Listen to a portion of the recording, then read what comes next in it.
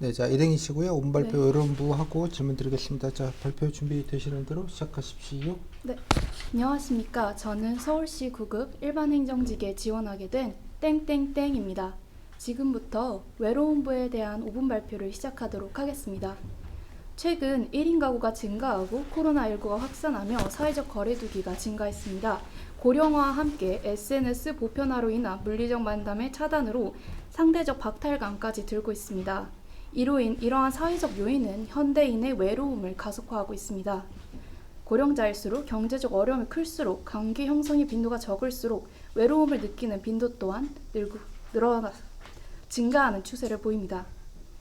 이것은 이러한 현대인의 외로움 증가로 고독사가 증가하고 자살률이 증가하고 있으며 은둔 고립 청년의 사회적 범죄가 늘어나는 등의 문제가 생기고 있습니다. 특히 최근에는 고립, 은둔으로 인한 외로움, 그리고 사회적 박탈감으로 인해서 사회에 불만을 가진 청년들이 정신적 문제를 가지고 다발적으로 칼부림을 부린 사건이 일어나기도 하였습니다. 이러한 현대인의 외로움으로 인한 문제들로 인해서 국가적 차원에서 외로움은 해결할 사회적 문제가 되었습니다. 이에 대해서 해결 방안을 말씀드리도록 하겠습니다. 저는 총 4가지의 해결 방안을 생각해 보았는데요.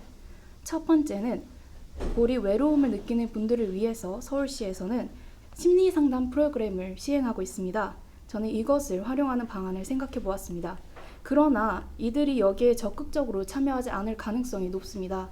외로움을 가진 사람들은 자존감이 굉장히 낮기 때문에 직접적으로 얼굴을 드러내서 다른 사람과 대면하는 것을 어려워할 것이기 때문입니다. 그렇기 때문에 익명성을 보장할 수 있는 메타버스를 활용한 심리 상담을 통해 외로움을 느끼는 것이 자신뿐만 아니며 메타버스를 통한 심리 상담으로 접근성을 강화할 수 있을 것 같습니다.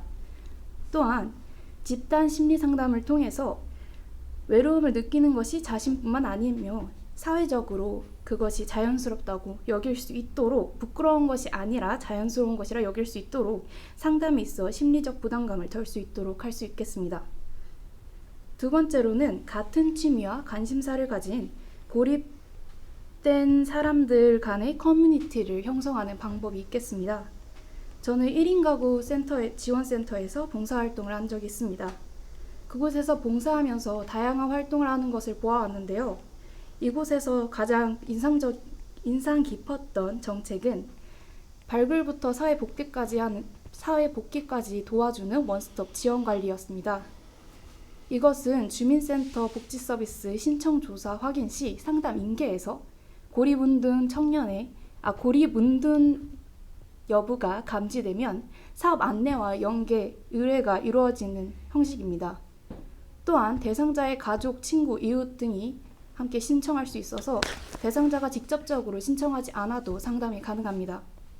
이를 활용하여서 외로움을 느끼는 시민들을 발굴하여 커뮤니티 형성을 도울 수 있을 것 같습니다. 세 번째로 메타 상담 시스템 이용이 어려운 노인의 외로움 관리를 위해서는 직접 찾아가는 시스템이 활성화되어야 할 것입니다. 노인의 반찬 배달 봉사 활동을 했었는데 이때 반찬 배달을 하더라도 거동이 어려우셔서 문 밖까지 나오기 어려우신 분들이 많았습니다. 그런 분들은 집에 직접 찾아가 이야기를 나눌 수 있는 친절한 이웃이 필요하다고 생각했습니다.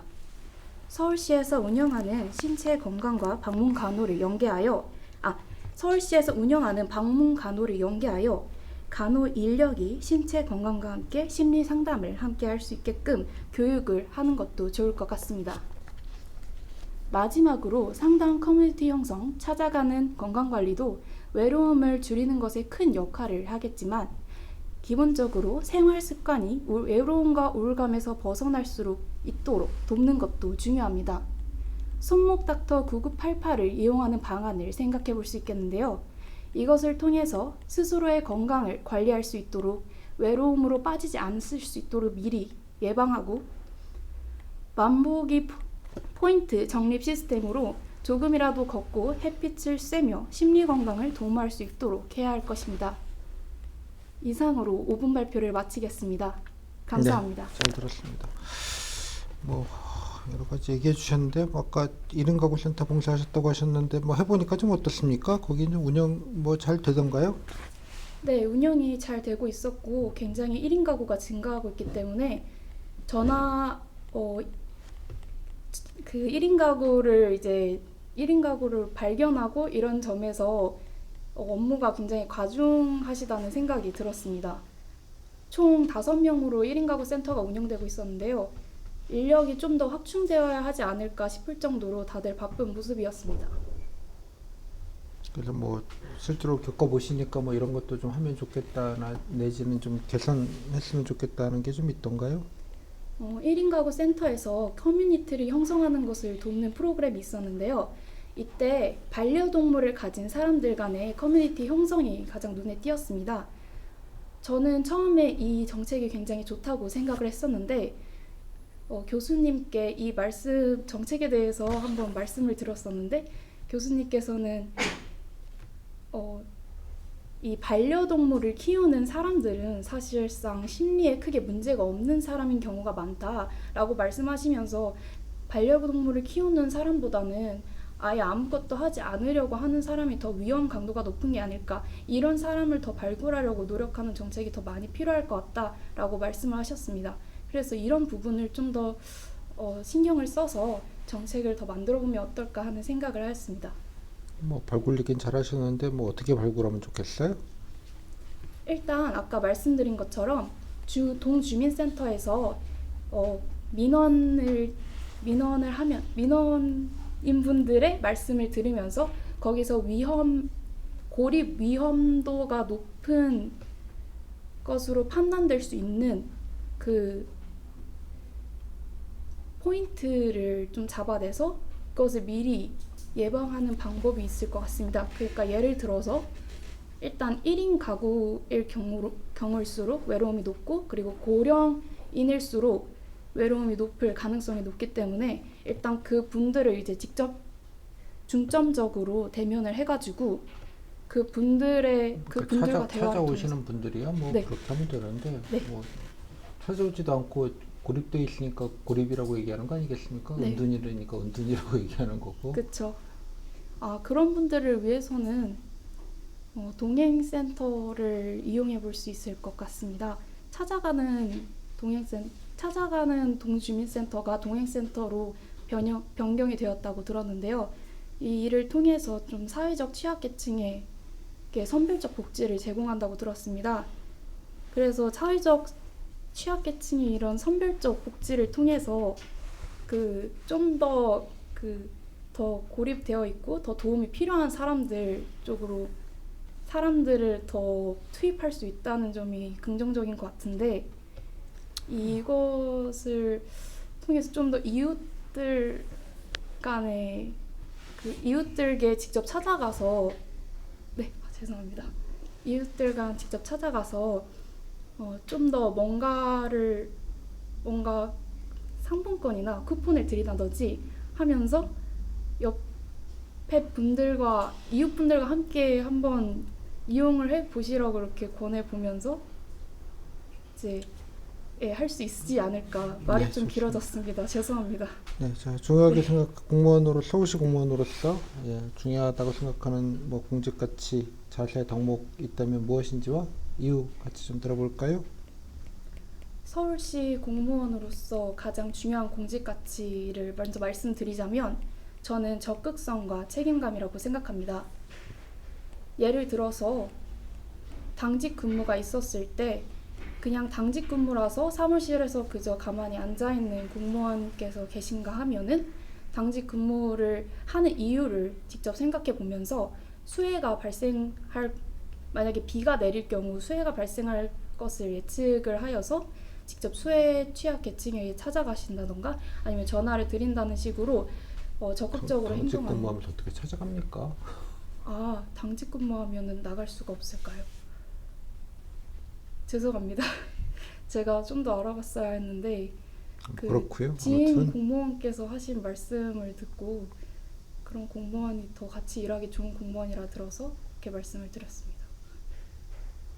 당직은 비상 상황에 대기해서 연락 체계를 구축하자고 대기하고 있는 건데 네. 자리를 비우면 큰일 나죠. 네, 네, 명심하도록 하겠습니다. 알겠습니다. 하고 최근 뭐 뉴스 같은 거 보시면서 이것만큼은 좀 하지 말아야겠다 생각한 것이 있습니까? 최근 뉴스를 보면서 가장 눈에 띄었던 것은 그 사건명을 언급을 해도 될까요? 네. 그 정인이 사건 같은 경우 후속 조치에 대해서 쓰신 기사를 읽었습니다. 그 기사에서는 그 사건이 일어난 이후 벌써 2년이 넘게 지났는데도 아직까지 신고라던가 아니면 후속 보호가 잘 이루어지지 않고 있다고 하였습니다. 그 의료인들께서 많이 발견을 아동 학대 정황을 많이 발견을 하시고 신고를 하시는데 한 통계센터에 따르면은 이 의료인들께서 의료인 뭔가, 얘기가 아니고요. 네. 본인이 공무원이 되시면 이런 네, 공무원은 안 되겠다 생각하시는 게 있는지 여쭤봤어요. 뭐 의료인 분들은 뭐 공무원으로서? 그쪽에서 네. 잘 하실 테고. 네.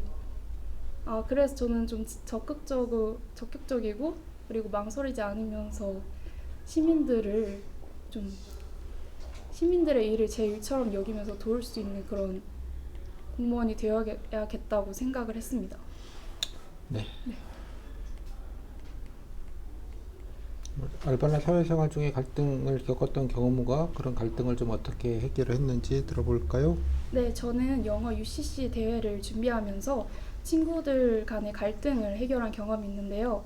그때 친구들 중에서 이제 서로 아이디어 지적으로 인해서 갈등이 일어난 적이 있었습니다. 저는 그 상황에서 친구들 간에 이제 언성이 높아지기 전에 우선 각자 집으로 돌아가게 한 뒤에 각자의 의견을 제가 3자의 시선에서 좀 객관적으로 경청을 해보고 오해가 생길 수 있을 만한 부분을 일단 오해를 먼저 풀 수 있도록 오해가 생길 수 있을 만한을 들어보고 그리고 최대한 객관적으로 전달하고자 했습니다.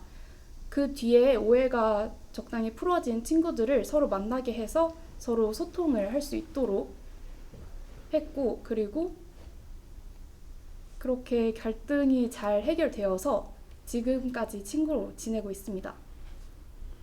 네. 네. 또 뭐 봉사 활동이나 주변 뭐 돕거나 봉사 활동한 경험은 어떤 게 있습니까? 저는 면목지역 아동센터에서 봉사활동을 한 적이 있었는데요. 그때 아동들과 깊은 교감을 나누며 정서적 안정을 도운 경험이 있습니다. 뭐 얼마나 하신 거예요? 네. 1년 동안 했습니다. 뭐 하시면서 뭐 공공에서 좀 도움이 필요하다 이런 게 혹시 있던가요? 네, 저는 아동센터에서 이제 봉사를 하면서 학습 지원을 했는데요. 그때 수학을 이제 담당을 하면서 아이들의 학업 성취도를 높일 수 있는 방향으로 좀 집중을 해서 도왔습니다. 그렇지만 그렇게 해도 아이의 학업 성취도는 빨리 오르지 않았고 저는 그 원인이 무엇일까 생각하다가 아이가 그 학습에 집중을 못한다는 것을 알았습니다. 그 이유는 정서적 안정이 좀 필요했던 정서적 안정이 잘 이루어지지 않았기 때문에 그런 게 아닐까라는 생각을 했고 그래서 그 뒤로부터는 정서적 안정을 도울 수 있는 방향으로 아이의 일상생활을 대해서 얘기를 나누고 점차 고민을 끌어내고 그 고민에 대해서 조언도 나누는 등 정서적 안정을 도왔고 그 결과 학업 성취도도 많이 오를 수 있었습니다. 제 질문은 그건 아니고 네. 아동센터에서 일하시다 보면 공공에서 서울시나 공공에서 좀 이런 도움이 좀 필요하겠다, 지원이 필요하겠다 좀 느끼신 게 있는지 여쭤본 거예요? 네. 그래서 저는 이 경험을 바탕으로 아이들의 정서적 안정을 좀 도울 수 있는 센터를 좀 확충하는 것이 좋겠다는 생각을 했습니다. 강남구에서 사이쉼이라는 센터를 운영하고 있는데요. 이 센터에서는 3층에는 이제 아이들이 휴식하고 공부할 수 있는 공간을 그리고 4층에는 심리 상담을 할 수 있는 센터를 함께 두고 있습니다. 이런 센터와 심리 상담 센터와 휴식 공간을 함께 두는 것은 굉장히 긍정적이라고 보고 있습니다. 왜냐하면 제가 청소년기에 친구들 중에서 그 심리가 굉장히 불안정한 친구가 있어가지고 얘기를 나눠봤는데 좀 제 선에서 해결할 수 없는 심한 우울증이라고 생각을 하였고 심리상담 센터를 가도록 이제 조언을 해주었지만 그 친구 입장에서는 심리상담 센터를 직접적으로 찾아가는 것에 대한 심적인 부담감이 매우 커서 가지 않으려 했던 그런 경험이 있습니다. 그래서 휴식과 함께 심리상담 센터를 함께 배치하면서 이곳에서 쉬면서 같이 놀이터. 학교에서는 원래 윌센터가 딱 있죠. 원래는 학교에서 원래는 일차적으로 그런 거 하라고 다 있는데 학교에서 좀 잘 안 하시나 보네. 네, 그렇습니다. 윌센터는 안 들어봤어요? 일센터요? 윌센터는 위센터요? 네, 위센터는 들어봤습니다. 근데 학교에 있었는데도 굉장히 깊숙하고 좀 구석진 곳에 위치해서 아이들이 잘 몰랐던 것 같습니다. 알겠습니다. 자, 뭐 서울시 정책 뭐 여러 가지 찾아보셨을 텐데요. 서울시 정책은 어디서 찾아보셨습니까? 내 손 안에 서울에서 많은 도움을 받았습니다. 곧 뭐 이용하시는 분들이 계신가 보네요. 내 손 안에 서울 써보니까 어떻습니까? 내 손 안에 서울을 써보니까 그 배너 가운데 있는 생애 주기별로 정리한 정책이 굉장히 도움이 많이 됐습니다. 제 청년인 제게 도움이 되는 정책을 한눈에 바로 볼 수 있어서 그 부분이 가장 좋았던 것 같습니다. 그러니까 뭐 여러 가지 보신 것 중에 뭐 가장 그래도 좋았다 생각하는 정책이 있습니까? 가장 좋았다고 생각하는 정책은 잠깐 생각할 시간을 주셔서 괜찮으시겠습니까? 네.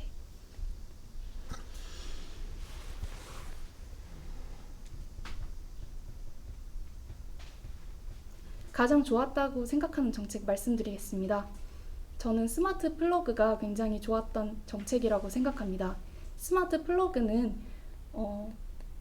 그 고립 노인들께서 이제 쓰러지셨을 때 그 전기가 끊겼을 때 바로 알림이 가도록 하는 시스템으로 노인께서 쓰러지셔서 도움을 요청할 사람이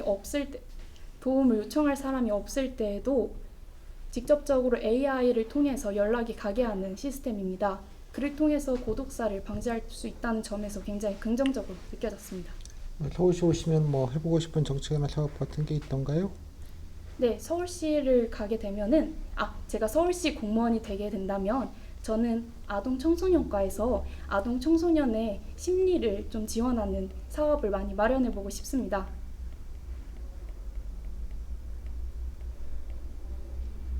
네, 그래서요? 네. 저 아까 말씀드렸듯이 사회심센터 같은 아동이 심리 상담을 좀 놀이처럼 느낄 수 있도록 놀이 공간에 조그맣게 상담센터를 마련하는 그런 센터들을 좀 더 확충하는 쪽으로 제안을 해보고 싶고, 그리고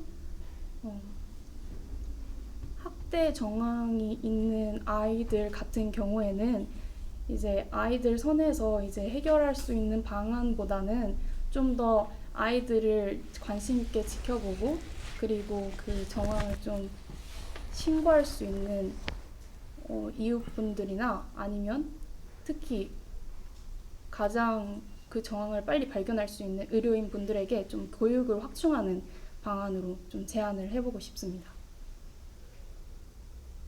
교육을 확충한다는 게 뭐 의사분들을 모여갖고 교육을 시킨다는 뜻입니까? 의사분들을 모여서 교육을 시킨다기보다는 그분들께 팜플렛을 통해서 아이들의 학대 정황을 어떤 식으로 이제 파악을 할 수 있는지, 예를 들어서 아이가 넘어졌을 때 다칠 수 있는 바깥 부분보다는 의사분들은 그거 잘 아시는 분 선수분들이신데 그분들에게 의료 지식을 가르친다는 건 조금 넌센스 같고요. 그럼 아동학대 신고 의무자입니다. 그분들을 신고 안 하시면 나중에 발견되시면 징계를 받거나 처벌을 받기 때문에 무조건 법적으로 의무로 되어져 있는 거라 뭐 따로 교육을 시키거나 그럴 얘기는 아닌 것 같아요. 네, 알겠습니다. 네. 알려주셔서 감사합니다. 네. 요즘 저출산도 심각하고 고령화도 심각하고 그런데요. 출산율 같은 경우는 역대 늘 최저를 찍습니다. 예, 여러 가지 많은 얘기들이 있긴 한데 좀 파격적으로 이런 거를 좀 저출산을 위해서 좀 이런 거를 좀 서울시가 했으면 좋겠다. 선도적으로 그런 게 있다면 어떤 게 좀 있겠어요? 저출산을 위해서 우선 아이를 낳을 수 있는 그 환경을 만들어주는 것이 가장 먼저라고 생각합니다. 신혼부부들의 가장 큰 고민은 집 주거 문제라고 들었습니다. 이 주거 문제를 해결하는 것이 가장 먼저인데 이를 위해서 서울시에서는 신혼부부들을 위해서 돈을 지원을 해주고 있지만 그것만으로는 올라가는 서울 집값에 대응하기는 굉장히 좀 어려운 감이 있을 것 같습니다. 그래서 주거 문제를 해결하는 것을 예산만 좀 충분하다면 아예 아이를 낳을 계획이 있는 분들에게 주거를 아예 지원해주는 방법은 어떨까 생각하고 있습니다. 지분 들일 수는 없고 네. 임대주택 같은 걸 우선 지원하자. 네. 공공주택 우선 지원. 네. 좋습니다. 자, 마지막으로 못한 얘기 마무리 말로 듣겠습니다. 네, 저는 지금까지 면접을 준비하면서 다양한 사람들의 도움을 받아왔습니다. 그리고 지금까지 경청해주신 면접관님의 경청이 없었다면 제가 이렇게 말하는 것이 굉장히 어려웠을 것 같습니다. 그래서 제가 지금까지 받았던 것을 잊지 않고 서울 시민들에게 열정을 가지고 적극적으로 그들의 문제를 파악하고 그리고 제 일처럼 생각하여 신속하게 문제를 해결할 수 있도록 돕고 모범이 될 수 있는 공무원이 되도록 하겠습니다. 감사합니다. 네, 잘하셨습니다. 21분 하셨고요. 22분 했네요. 거의 실시간 다 하신 거예요. 22분이면. 소감은요? 제가 말하고 나서 살짝 후회되는 게 몇 가지가 있었습니다. 네, 그래서 좀 더 제가 정책을 더 심층적으로 알아보지 못했나 싶은 생각도 들고, 그리고 제가 좀 더 말하고자 하는 방향이 되게 두갈식으로 말씀을 드렸어야 했는데 너무 주저리 말한 것 같아서 그게 좀 후회되는 점이었습니다. 일단 그냥 발표는 아주 잘하셨어요. 이것저것 두루두루 체계 있게 얘기하셨고 이렇게 정리하시는 거는 정리를 잘 깔끔하게 정리해서 얘기했다라는 측면에서는 잘하셨고요. 나머지 발굴 방안은 어렵게 생각하신 것 같은데 되게 본인 모르시면 딴 얘기를 가지고 되게 막 늘려서 얘기하니까 그냥 간단하게 좀 정리해요. 안 되면은 비슷한 거 그냥 간단하게 얘기하지 너무 이렇게 이렇게 의식의 흐름으로 얘기하지 말고요. 네. 발굴 방안도 이렇게 동네 분들이나 주인분들이나 모텔 사장님이거나 고시원 총무님이거나 그죠? 단체방 집 주인님이거나 이렇게 해가지고 등등등 좀 알아야지 뭔가 되지 않겠어요? 네. 혼자 사는 사람들 어디 있는지 뻔히 아는 거고 동네 부동산이라든지 그런 얘기가 필요한 건데 좀 이렇게 관념적인 얘기를 계속 하셔서 네, 맞아요. 그다음 중요한 공직 가치는 아까 워딩이 조금 적절치는 않았어요, 그죠? 네. 그게 좀 조심하시고 공직 가치는 본인 자랑 용도로 쓰라고 말씀을 드렸는데 그래서 내가 그런 사람이다는 얘기 용도로 쓰시면 더 좋겠는데 좀 더 아름다운 얘기만 하시거나 좀 적절하지 않은 얘기인 것 같아요. 이것만은 안 해야지라는 얘기인데 본인 희망 업무 관련돼서 얘기하고 싶은 건 알겠는데 의료인들 이렇게 한다는 건 언론 보도를 가지고 그냥 다 이렇게 하는 건 좀 적절치 않고 일단은 이건 공무원 얘기를 했는데 이제 딴 얘기를 하신 거가 일단 하나가 있고요. 일단은 그다음에 의료인 얘기는 뒤에도 아까 교육 역량에서 의료인들 가르친다 이런 거는 되게 적절하지 않은 얘기예요. 네? 그거 하라고 지금 하는 게 의사인데 거기다가 학대는 이렇게 된다는 걸 어떻게 교육한다는 게 말이 돼요? 서울시가 무슨 권한으로 교육을 시켜요? 그렇죠. 이해했어요? 그건 알겠는데 내 말은 아동 청소년 심리 지원이라는 거는 강남구 같은 경우가 아마 이런 게 있는 모양인데 다른 구에도 있는지는 잘 모르겠어요. 그다음에 심리 지원이라는 개념은 되게 추상적이고 모호한 개념이라서 있죠? 예. 그래서 원래 교육청별로 윗센터가 있어요. 이런 거 하라고 있는 게 윗센터예요. 원래가 학교 안에서 하라고 여러 가지 트라우마 치료나 아니면 아동 학대나 이런 거 할 때 위센터라고 있다고요. 위센터. 그러면 그걸 모르는 친구들이 많으니까 좀 더 홍보를 하겠다 이런 느낌으로 그러니까 가도 될까요? 교육청 사업이에요. 아, 교육청 사업이라서. 학교 안에 거는 다 학교에서 하는 거예요.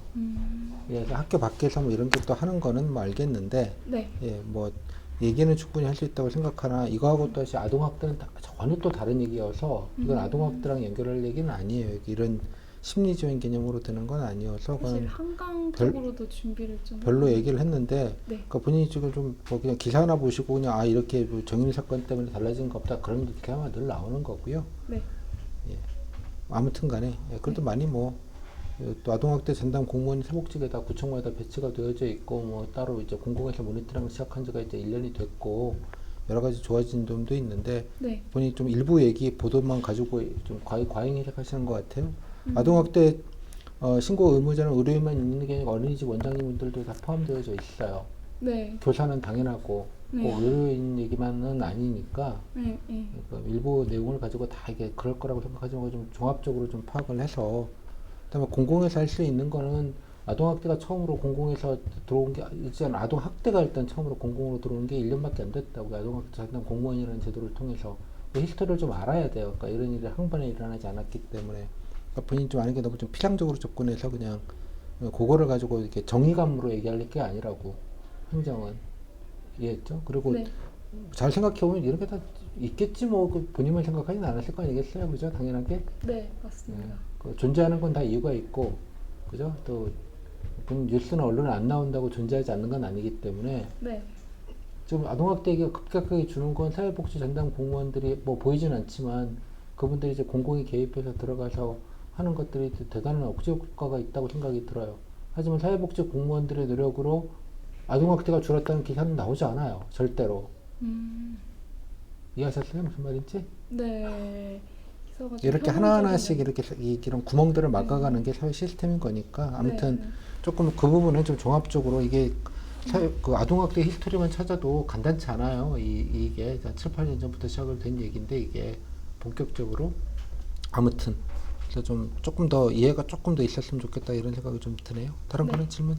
네. 그다음에 아까 아동 심리 지원 같은 경우는 본인이 잘 찾았으면 네. 교육청별로 위센터 같은 시스템이 있는데 그게 안 돼 있으니 교육청이랑 협업하는 방식으로 문제를 풀어야 되죠.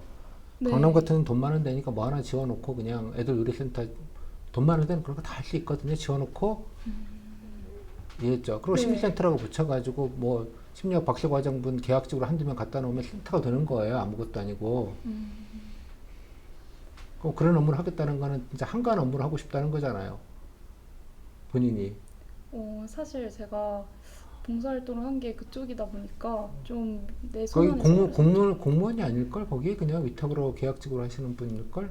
공무원이 상관하면서 일하지 않을걸요 아마? 네, 맞아요. 그래서 이해했죠 무슨 말인지. 네. 개념이 그냥 계약직으로 해서 그냥 건물 하나 지어놓고 그냥 갑판 하나 달아놓고 다른 지역이 안 하는 이유는 그 정도 할 돈이 없으니까 안 하는 것 뿐이에요. 네. 그게 뭐 대단해서 필요했으면 다 했겠지. 네. 됐죠? 그러니까 만약 이쪽에 관심이 있다 그러면 아동복지 관련돼서는 아동학대 쪽을 기본적으로 커버해야 되고 네. 첫째로 그래서 공공에서 할 걸 기준으로 해야죠. 봉사단체가 아니잖아 지금 이게. 네. 그죠? 예, 그 부분을 일단 언급을 했어야 되고 다음에 또 진짜 필요하면 뭐 장기적으로 그 우리 구에 뭐 자치구에서도 그런 게 필요하다는 얘기를 하고 하지만 그거의 메인은 학생들이 다니는 경우면 그죠? 예, 교육청이 있다고요. 일단은 그 교육청이 협업하면서 뭔가 실질적으로 애들하고 이렇게 아까 접근성을 높이거나 이런 거를 해야 되는 거예요. 위센터도 되게 그 이름은 다 있는데 그냥 그 심리학과 박사과정 애들 계약직으로 1년, 2년 돌렸다가 그냥 많은 거예요. 아무것도 아니에요. 네. 그리고 세월호 때도 뭐 위센터에서 심리치료를 트라우마 치료한다 그랬더니 아니 무슨 그 동네 그때 당시에 그 정치과 유명한 정치과 의사님들이 근데 또 거기 지역의 의사님들이 나서서 했잖아 그거를. 네. 뭐 심리학 박사과정 애들이 친구들이 뭘 하냐고 그냥 알바로 뛰는 계약직 1년짜리 애들이 그러고 이 센터 했다고 얘기하는 거야. 그래도 교육청 보면 또 한심하게 짝이 없어요. 돈 남아 쳐도는 애들이 그런 건 안 하고 그죠? 교육 심리라는 게 되게 독자적인 영역인데 그런 건 안 하시고들 뭐 이상한 데다가 그러니까 아무튼 좀 관심이 있다면 조금 디테일하게 좀 봐서 그 전체적인 판을 보고 공공에서 이런 거 하겠다는 얘기를 해야 되는데 너무 그냥 단편적인 몇 개만 가지고 좀 적절하지 않은 얘기를 하니까 좀 드리는 말씀이에요. 오케이? 네. 이게 뭐 틀렸다거나 나쁘다거나 게 아니라 이해했죠? 예. 네. 뭔가 큰 거를 이렇게 행정적인 어프로치를 안 하시고 네. 봉사단체 어프로치를 하시니까 이해했어요? 네. 예. 뭐 좀 참고를 해서 좀 보시면 좋겠어요. 그러고 보니까 아동학대 뉴스 안 본 지가 꽤 됐네요. 네. 확실히 좋은 정책이에요. 제가 볼 때 아동학대 전담 공무원제라는 게 사복직 공무원? 예. 이해했죠? 예. 개고생하는 거지. 그러니까 학대가 에스컬레이팅 된다고 하죠. 이렇게 하다 보면 그게 관성이 이렇게 높아지다 보니까 같이 붙어 살고 하다 보면 예. 하지만 공공에서 그죠? 누군가 보고 있고 그걸 얘기를 듣고 가고 보고 있다 그러면 그 자체가 억제 효과가 생기는 거예요. 그래서 극악하게 안 가는 거죠. 그런 효과를 노리고 있는 건데 그런 면에서는 되게 효과적인 제도라고 생각을 해요. 그런 면에서 아무튼 네. 뭐 그런 얘기가 드네요. 네. 질문? 사실 제가 그 가지고 있는 뭐 봉사나 아니면 스터디 활동 등이 다 아동과 관련된 거여서 이런 식으로 준비를 좀 해봤는데. 이건 나 말했지만 네. 지하철에서 아동 쪽으로 어프로치 할 수 있는 게 한계가 있다고 제가 말씀을 드렸어요. 그죠? 네. 맞아요. 이해하셨어요? 그럼 약간 봉사단체에는 복지로 어프로치 해야 되는 부분이고 네, 맞아요. 행정적으로 할 수 있는 건 별로 없어요. 네, 그래서 좀 아예 분야를 좀 바꿔봐야 뭐 그건 되나. 말아서 본인께서 좀 네, 고민을 알겠습니다. 해보시고 네. 또 아동이나 교육 쪽은 갈 길이 아니다. 제가 그 수정적으로 말씀을 드리는 이유가 뭐 그런 거죠. 근데 여성분들이 되게 보면 이제 뭐 요즘 뭐 멘토링 안 해본 사람 한 명도 없고 진짜 한 명도 없네. 또 그거 엮어서 하다 보니 뭐 알바를 하면 학원에서 알바하고 카페가 대부분 한 3분의 1은 카페, 한 3분의 1은 알바, 뭐 학원 이렇잖아요. 그러니까 이제 되게 뭐 그냥 그렇게 가는 거야. 애기들이.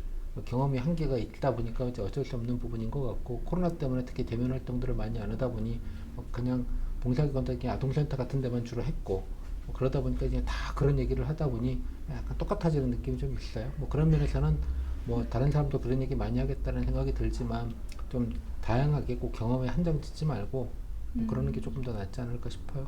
이렇게 여기까지 고생했어요. 네. 감사합니다.